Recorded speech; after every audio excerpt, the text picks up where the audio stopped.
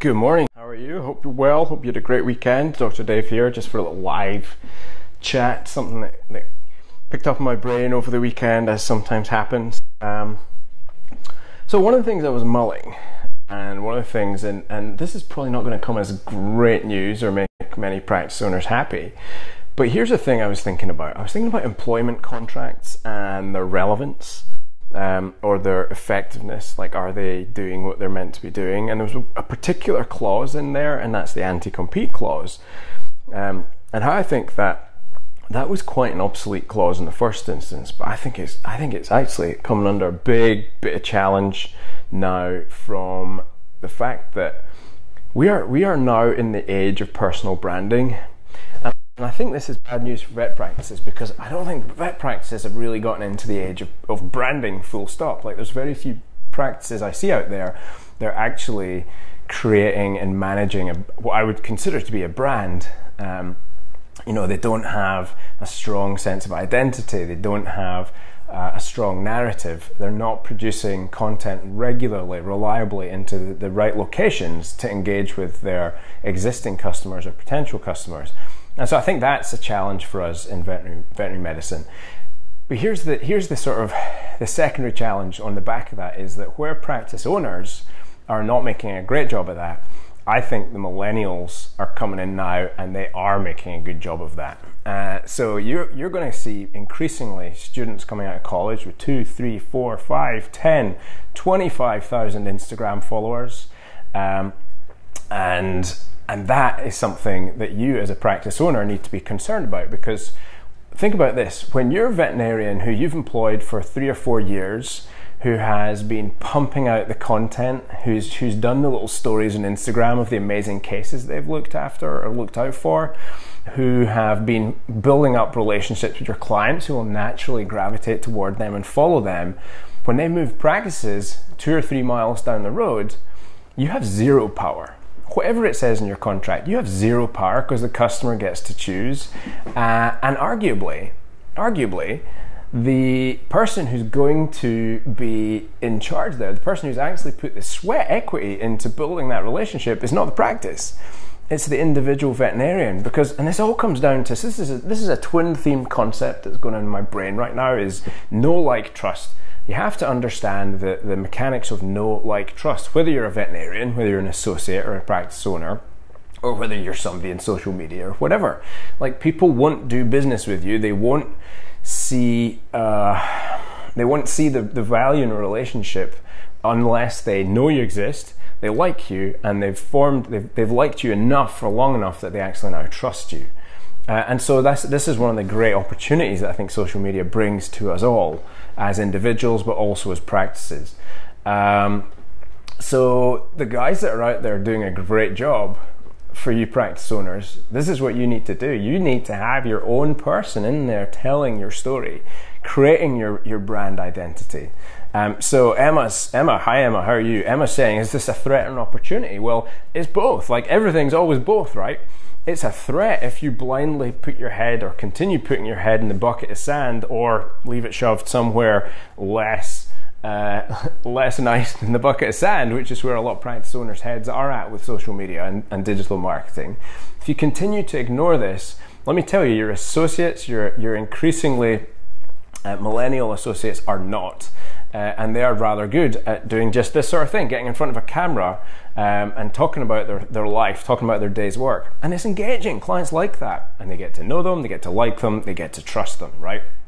And that's what's happening. And remember, what the internet is absolutely essentially doing, other than just copying everything. But apart from that, it's breaking down the need for gatekeepers. And guess what you are as a practice? You are just another gatekeeper between veterinarians and the audience, the pet owners. And increasingly, I think that particular relationship looks shaky. And that's like, nobody's talking about that. Nobody's saying anything about that. Well, I'm saying it now.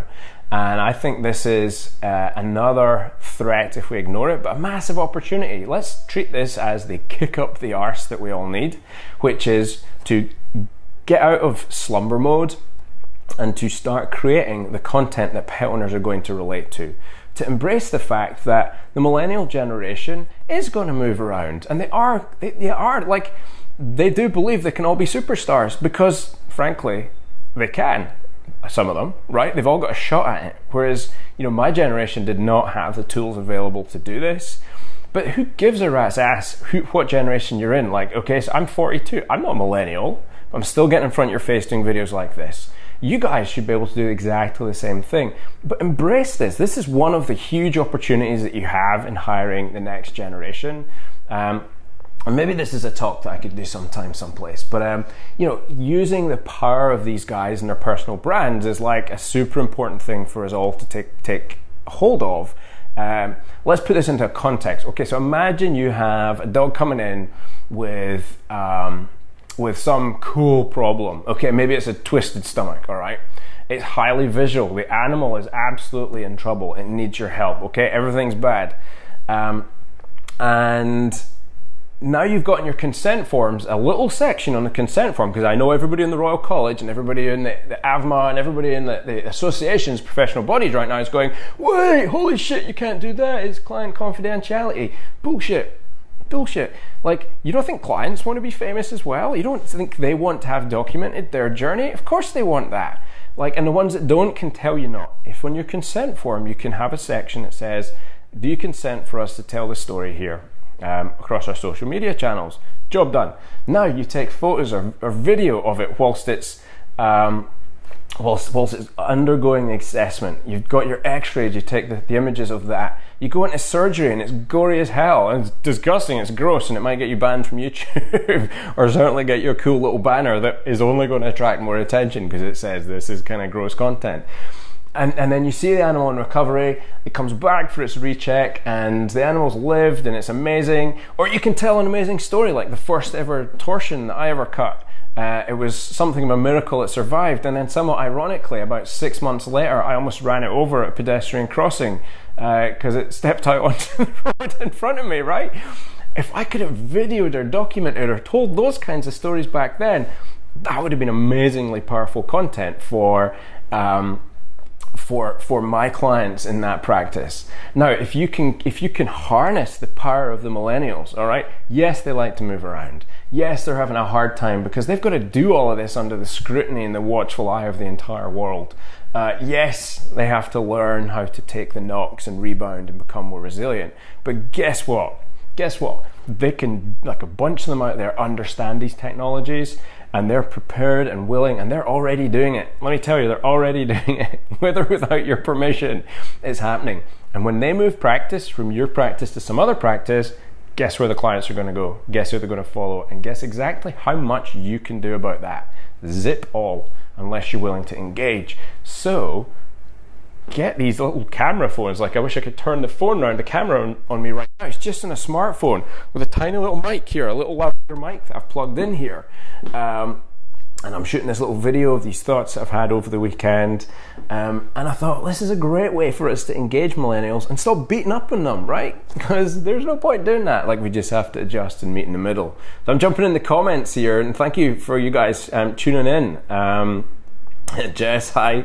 Oh, some love from my Aussies. Marie, Nat and you, send your love. Great to hear from you guys as well. Jess Fenn, your life goal is now to be booted from YouTube. You got to make sure it's worth it. Do it and make it interesting stuff, all right?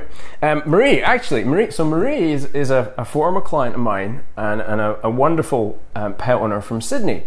Marie, ping in the video comments, like, if you could come and bring your tribe to see Dr. Dave in the UK, if that was physically possible, based on the relationship we built up, would you do it? Answer me that in the comments if you're still on there. Would you do that if it were physically possible? Because of the relationship that we had built up, and the way that you got to trust me, because that's the sort of relationship that you're looking for with your clients. Okay, now unfortunately for Marie, and unfortunately for me, having to leave her fabulous family and her pets behind, I don't get to see those guys anymore. But if I were still in local business, if I were still a local vet there, I would absolutely be working this stuff like crazy. We started to do it in Sydney. We're doing it with practices where I consult now all over the place, encouraging people to do this. I'm doing it with my own personal brand here just now. This is the stuff that works. I think it's a great way to engage your next generation. Marie, without a doubt or a second thought, bless you for saying so. Thank you. All right, Jess saying you'll be the vet version of Dr. Pimple Popper. Right.